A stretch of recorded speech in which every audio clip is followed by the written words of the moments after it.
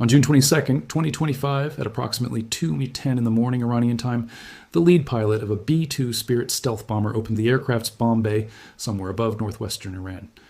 What came out were two weapons, each weighing 30,000 pounds, each 20 feet long, and neither had ever been dropped on a real target in the entire history of the United States military. Not in Afghanistan, not in Iraq, not in Syria, not anywhere.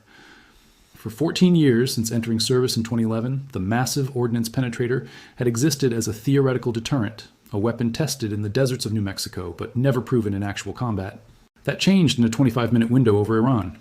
In that single operation, the United States dropped 14 of those bombs on two of the most fortified underground nuclear facilities on Earth, achieving what many analysts had long considered to be the hardest conventional strike mission imaginable. This is the story of how that moment came to be, what it took to make it happen, and what it truly means for a world that will be living with its consequences for decades. To understand why June 22nd, 2025 matters so profoundly, you have to understand what Iran was protecting and why they believed they had built something that could never be reached.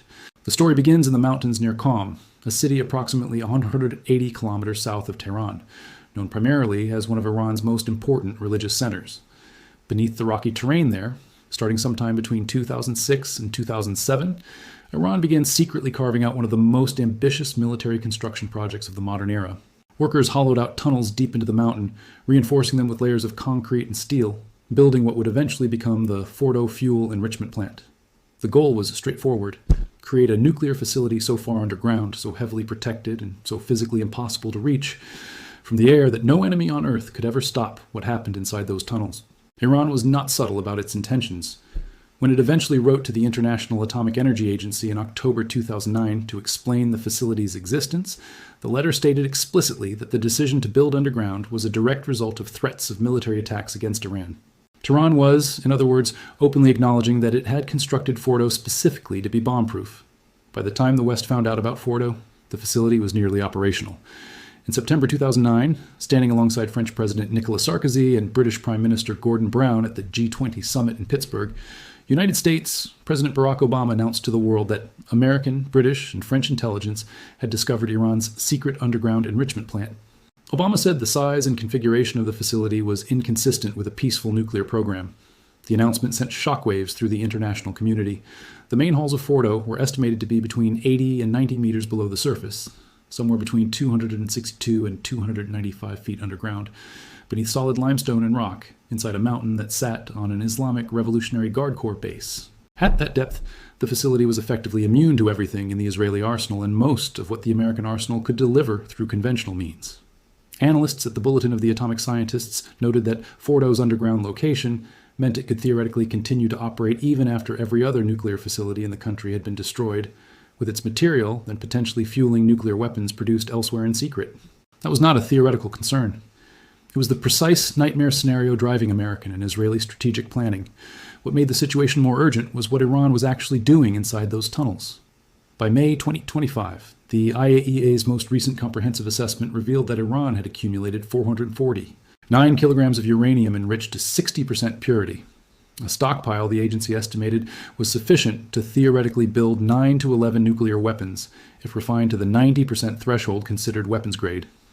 The figure that made that stockpile especially alarming was not the total weight, but the marginal effort required to weaponize it. 99% of the separative work needed to enrich that material to weapons grade had already been performed. Getting from 60% to 90% required only 1% more of the total energy investment. According to analysis from the Center for Arms Control and Non-Proliferation, a single cascade of 175 of Iran's advanced IR-6 centrifuges could produce the weapons-grade material needed for one nuclear weapon in approximately 25 days.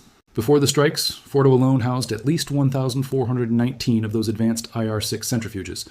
The breakout timeline, the time required to produce enough weapons-grade material for a bomb, had compressed from roughly 12 months in 2021 to somewhere between 7 and 10 days by mid-2025. That compression is perhaps the single most alarming data point in the entire story. In 4 years, Iran had reduced the world's warning time before a potential bomb by more than 97%. The IAEA had also lost confidence in its ability to verify what Iran was doing. Since 2021, Iran had progressively restricted inspector access and, in some periods, blocked continuous monitoring entirely. By May 2025, the agency reported that it had lost what it called continuity of knowledge about Iran's uranium stockpile, and that this knowledge gap was irreversible. The IAEA was effectively operating blind, relying on estimates, satellite imagery, and intelligence from member states rather than on-site verification. The combination of a massive near-weapons-grade stockpile, a collapsing verification regime, advanced centrifuge capacity running underground inside a mountain, and an announced intention to build a third enrichment facility created the conditions that brought the United States into active military engagement. To fully appreciate how the world arrived at this point in June 2025, it helps to trace the decade of diplomatic failure that preceded the military strike. The 2015 Joint Comprehensive Plan of Action, the nuclear deal reached between Iran and the United States, United Kingdom, France, Germany, Russia, and China, had placed strict verifiable limits on Iran's enrichment activities. Under its terms, Iran was prohibited from enriching uranium above 3. 67% purity was limited to a small fraction of its operating centrifuge capacity and was specifically barred from enriching uranium at Fordow for 15 years. International inspectors had access. The stockpile was capped. The breakout timeline extended to roughly 12 months. None of those constraints were permanent, but they represented the best verification framework the international community had achieved with Iran. When the Trump administration withdrew from the agreement in 2018, Iran initially continued compliance. But without the United States, the economic relief the deal promised never fully materialized. By 2019, Iran began systematically exceeding the agreement's limits in escalating steps, reinstalling advanced centrifuges, enriching to higher levels, and restricting inspector access at progressively greater rates. Natanz, the site the Stuxnet operation had disrupted a decade earlier, rebuilt its capacity with more advanced machines. Fordow, which the deal had converted to a physics research center, returned to active enrichment. By the time June 2025 arrived, Iran had not just returned to its pre-2015 nuclear status, it had dramatically surpassed it.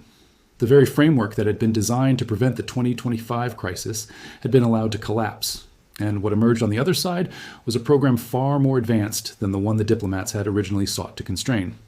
The revelation of Fordow in 2009 had also done something else. It had directly accelerated one of the most consequential weapons development programs in American military history.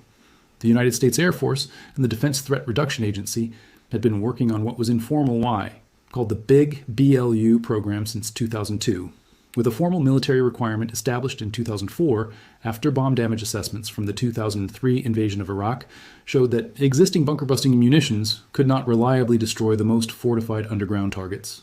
The Air Force Research Laboratory had been developing the weapon with Boeing as the primary contractor, and initial flight tests took place at White Sands Missile Range in New Mexico in 2008, but the intelligence that emerged from 2009 and 2010, specifically revealing Fordow's depth and hardening, gave the program an urgent new clarity of purpose. According to General Dan Kane, who served as chairman of the Joint Chiefs of Staff during the 2025 strikes, the urgency of the MOP's development was directly guided by intelligence about Iran's deeply buried uranium enrichment facility.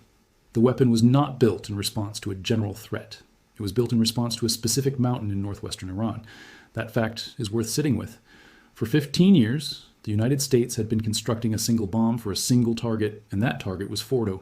The engineering that resulted was unlike anything previously fielded by any military. The GBU-57 Massive Ordnance Penetrator weighed approximately 30,000 pounds, making it the heaviest non-nuclear weapon in the American military inventory.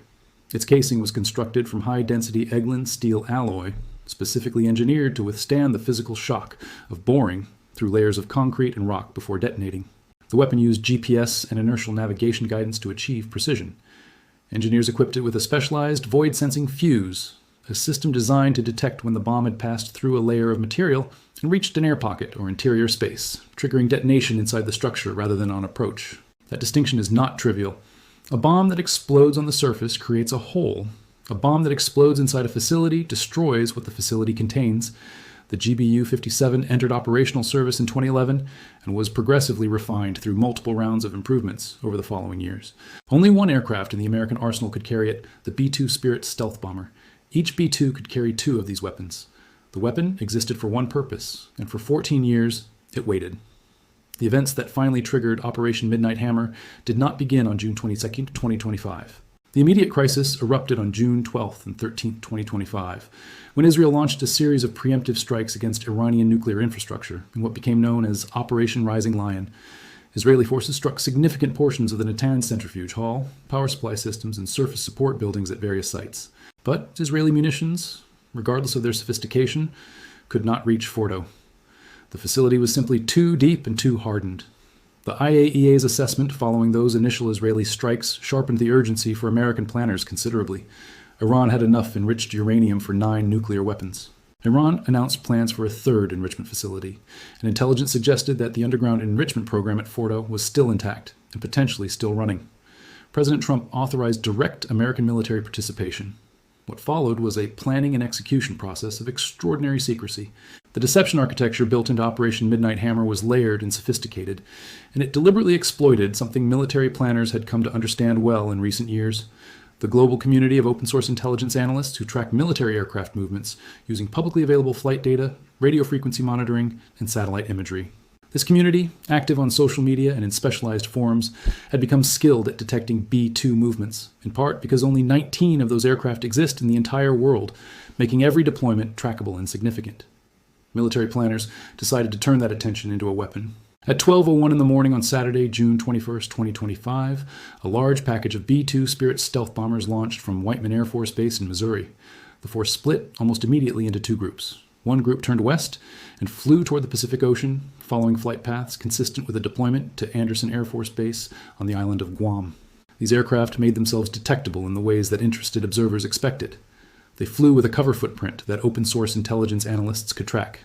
Reports circulated online through the day on Saturday that American B-2 bombers appeared to be heading toward Guam, likely positioning for an attack on Iran from the east.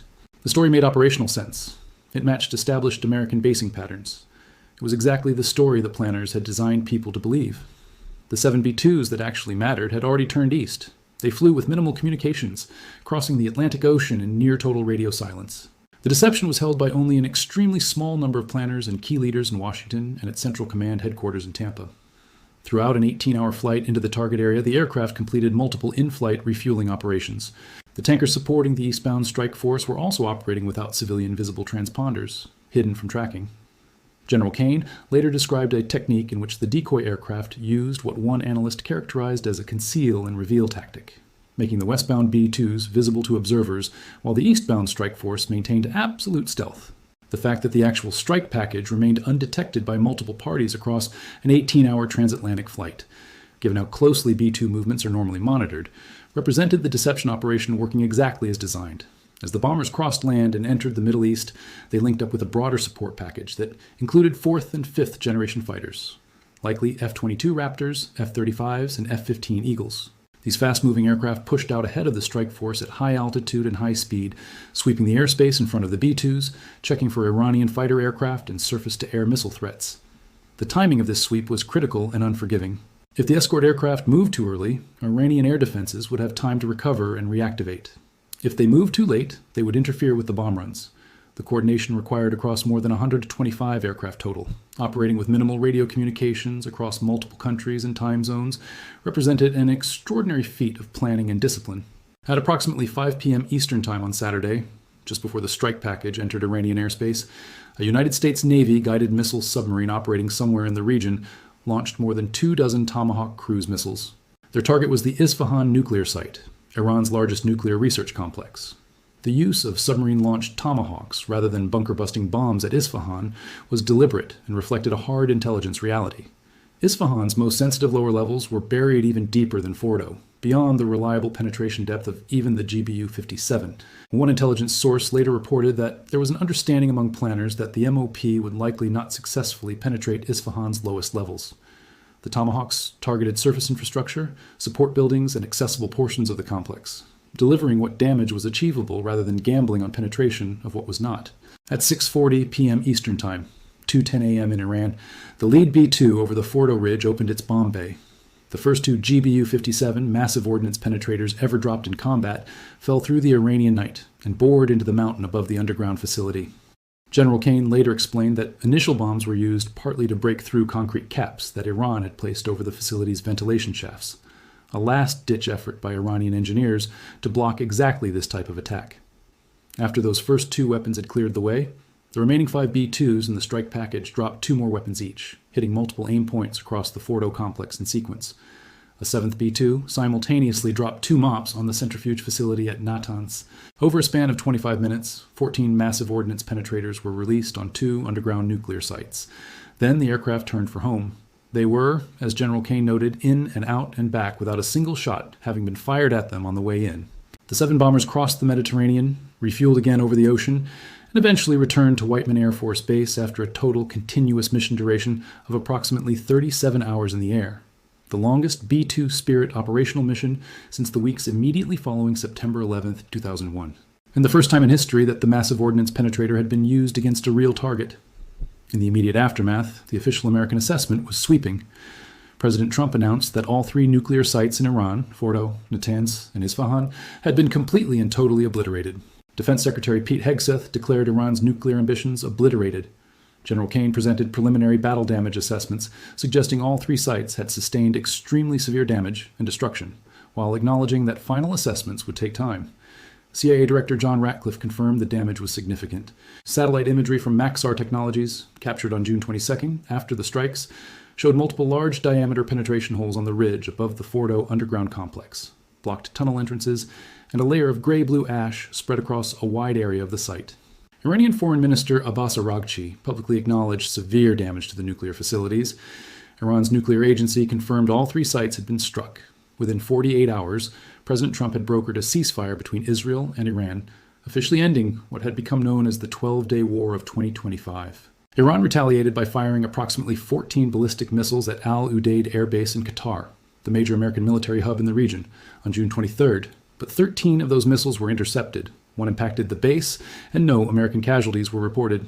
The response was real but measured, a regime signaling defiance while absorbing a blow it could not effectively counter. And then the more complicated picture began to come into focus. Within days, reporting based on leaked intelligence assessments introduced significant qualifications to the triumphant initial narrative. Early intelligence assessments suggested that while the strikes had penetrated the facilities and detonated inside them, the centrifuges, the machines that actually perform uranium enrichment, and the existing stockpile of highly enriched uranium may not have been fully eliminated. The question of the enriched uranium stockpile became particularly consequential when analysis by the Bulletin of the Atomic Scientists, published months later, raised the possibility that Iran may have transferred a significant portion, potentially all, of its 60% enriched uranium to Isfahan on June 9th, 12 days before the American strikes, well in advance of the operation. If that analysis is correct, it would mean that the enrichment faults at Natanz and Fordow were largely empty before the bombs arrived, and the enriched uranium Iran needed to potentially build weapons was moved out of the most fortified facilities before the most powerful conventional weapons ever used in combat were dropped on those facilities. That possibility has not been definitively confirmed, and the IAEA cannot verify it because Iran has blocked inspectors from all struck sites since June 2025.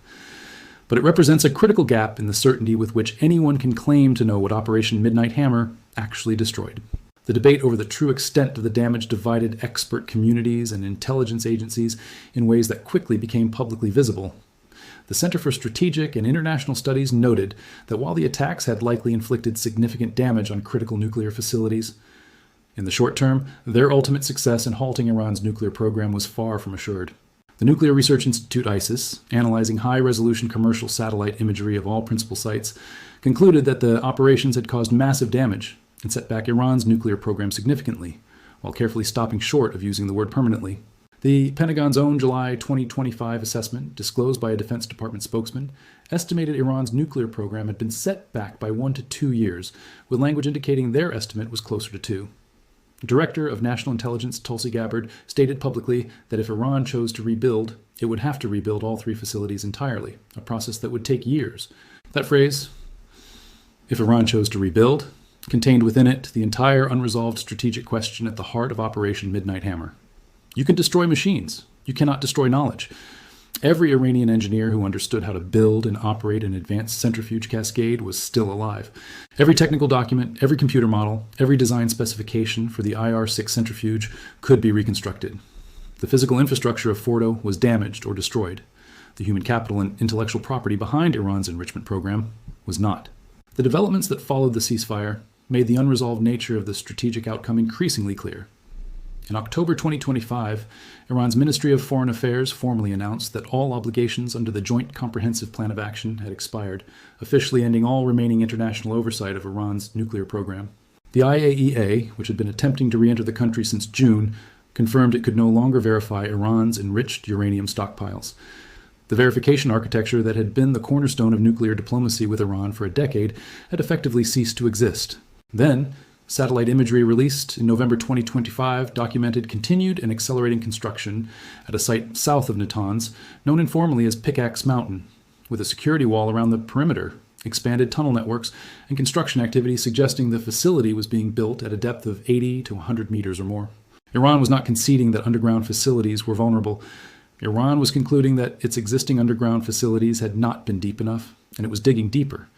By early 2026, Iran had also formally exited all remaining nuclear oversight commitments, and additional American military action against Iranian targets was being reported.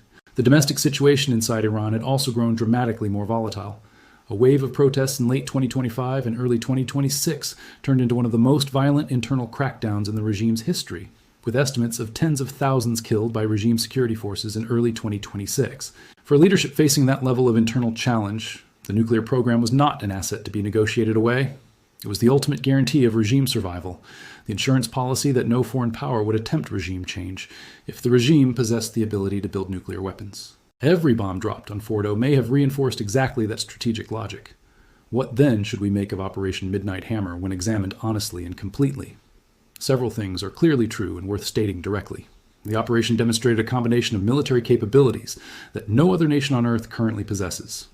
The B-2 Spirit's stealth characteristics, combined with the ability to fly a 37-hour round-trip mission from Missouri to Iran and back with multiple in-flight refueling operations, represents a logistical and technological achievement without parallel. The GBU-57 Massive Ordnance Penetrator remains the only conventional weapon in existence capable of reaching facilities at Fordow's depth. The deception operation, which used publicly visible B-2 movements toward Guam to conceal the actual eastbound strike force, exploited the modern open-source intelligence ecosystem against itself in a way that proved entirely effective. The coordination of more than 125 aircraft across multiple time zones and national airspaces, executed with minimal radio communications, demonstrated a level of joint force integration that General Kane correctly described as unique in the world. No other military could have done this. That claim is accurate, based on all available evidence. The operation also permanently altered how military planners and governments around the world think about underground infrastructure. Before June 22, 2025, deeply buried facilities carried an implicit guarantee of invulnerability against conventional air attack. Iran had built its nuclear program around that guarantee. The first operational use of the GBU-57 shattered it. For facilities at depths reachable by the weapon under favorable geological conditions, the safety assumption is gone. The implications of that shift extend far beyond Iran. North Korea maintains extensive underground military infrastructure. Other state actors with weapons programs use subterranean facilities as their ultimate protected layer. The message of Operation Midnight Hammer was received around the world. Underground is not the same as unreachable. The regional implications inside the Middle East specifically deserve direct attention because they represent one of the most consequential second-order effects of the entire episode. For decades, the unspoken understanding that deterred regional nuclear proliferation was the belief that the United States would manage Iran's nuclear program through diplomacy, sanctions, and, if necessary, military action before Iran could actually build a weapon. The June 2025 strikes did not produce a definitive resolution to Iran's nuclear program. Iran's enriched uranium stockpile survived, according to most analysis. Its engineers survived. Its technical knowledge survived. Within months, satellite imagery showed new underground construction underway. Saudi Arabia, which had previously stated publicly that it would pursue nuclear weapons if Iran obtained them, was watching these developments closely. Turkey and other regional powers with latent nuclear ambitions were watching too. The failure to achieve a permanent resolution to Iran's nuclear program, combined with the collapse of IAEA verification and the formal end of the JCPOA, created a regional non-proliferation environment more uncertain than at any point in the previous decade. A military operation of extraordinary technical sophistication had, by eliminating the diplomatic and verification architecture while falling short of permanently eliminating the nuclear program, potentially accelerated the very regional proliferation dynamic it was intended to prevent. But the operation also exposed, with equal clarity, the limits of what even the most sophisticated conventional military strike can accomplish when the underlying strategic problem is political rather than physical. Fordow was a physical facility. Iran's nuclear ambitions are not a physical facility. They are a set of decisions made by political leaders operating within a security environment that they believe requires nuclear deterrent capability. The strikes removed Iran's enrichment infrastructure. They did not remove the knowledge of how to rebuild it. They did not change the regime's assessment that nuclear weapons represent the most reliable protection against external regime change. They did not restore international verification mechanisms. In fact, the strikes led directly to the complete collapse of whatever remained of the IAEA's monitoring role inside Iran. And they appear to have accelerated Iran's determination to build the next generation of facilities at even greater depths, in even more remote locations, with even less international visibility. There is a particular historical irony worth noting. The intelligence that revealed Fordow to the world in 2009 directly inspired the development of the weapon that ultimately struck it in 2025. For 16 years, Iran and the United States had been in a kind of slow-motion technological arms race centered on a single mountain near Qom. Iran dug deeper and poured more concrete. The United States built a heavier bomb and a more sophisticated delivery system. When the confrontation finally happened, the bomb won the immediate engagement. But the race did not end. The Pickaxe Mountain construction underway south of Natanz is Iran's answer to Operation Midnight Hammer. It is being built deeper, with greater secrecy, beyond the reach of current weapons, 15 years of development, 125 aircraft, a 37-hour flight from Missouri, 14 bombs that had never been used before, 25 minutes, over Iran. And the assessment that followed was a 2-year setback to a program that Iran is already rebuilding in a location designed to make the next strike even harder. That is the complete picture of what happened and what it means. The United States proved something extraordinary on June 22, 2025. It proved that no facility is unreachable forever, from a 30,000-pound bomb delivered by a stealth aircraft that no one detected coming. It proved that 15 years of patient, expensive, highly classified weapons development can produce a capability that actually works when tested in the most demanding possible conditions. It proved that the most tightly held military deception operation of the modern era can keep the world's most scrutinized aircraft invisible across an 18-hour transatlantic flight. Those things were proven. They are not in serious dispute. What was not proven, what was not even attempted, was a solution to the political reality that drives nuclear proliferation in the first place. Iran's nuclear program exists because Iran's leadership believes the world is a place where conventional military power alone cannot protect them. Operation Midnight Hammer, however spectacular as a military achievement, did not give them any reason to revise that belief. If anything, it reinforced it. The mountain got struck. The lesson Iran drew was not that mountains are useless. The lesson was that the next mountain needs to be deeper. There is a version of this story that ends with a triumphant military achievement and a genuine strategic resolution. That version features a destroyed nuclear program, a chastened adversary that decides the cost of continuing is too high, a return to diplomatic engagement, and a new verification framework that prevents weapons development. That version did not happen. What actually happened was more complicated, more ambiguous, and more honest about the inherent limits of military power applied to political problems. The United States proved it could reach what Iran had made unreachable. What it has not yet proven is that reaching it was enough to change anything that ultimately matters. The centrifuges are gone. The knowledge that built them is not. The enriched uranium may well have survived. The political will to rebuild is, by all visible evidence, stronger than before. Operation Midnight Hammer stands as one of the most technically extraordinary military operations in modern American history. 14 bombs that had never been used in combat before were flown from Missouri to Iran in total secrecy, dropped from stealth aircraft that no radar detected incoming, on a facility that the world spent 16 years debating whether anyone could ever reach. And they reached it. In a 25-minute window over northwestern Iran, the United States settled the question of whether deeply buried nuclear facilities could be struck by conventional weapons. The answer is yes. If you spend 15 years and enormous national resources building the precise weapon required, operate the only aircraft capable of delivering it, and execute one of the most sophisticated deception operations in the history of military aviation. Yes, under those conditions, with those resources, against that target. The answer is yes.